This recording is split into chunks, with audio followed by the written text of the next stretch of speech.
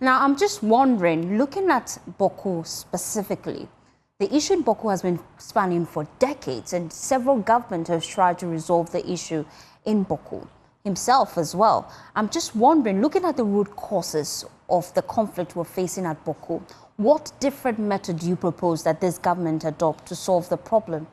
For a fact, like I mentioned, Bawku has been under siege of chieftaincy ethnic crisis, especially in the last 3 years. And there's a lot of frustration, there's a lot of fatigue, there's a lot of hopelessness.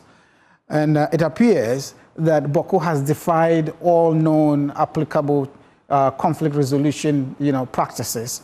And so there's a need for us to expand the scope of, the methods and approaches and kind of summon a new spirit to deal with it.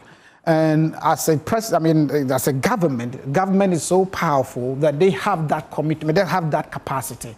What we need is a kind of political will that prioritizes the resolution of the conflict and invest in terms of resources, invest in terms of commitment to dealing with it. We saw a similar situation in the case of the Dagbang crisis.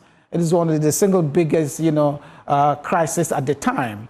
And when government put enough effort and resources, and of course with other stakeholders, we saw that addressed properly, that has been resolved.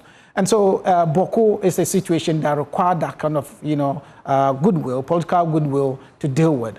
And it looks very promising that the president chose to travel out of Accra as the first trip out of Accra to deal with it. And I'm very hopeful that we would make a headway.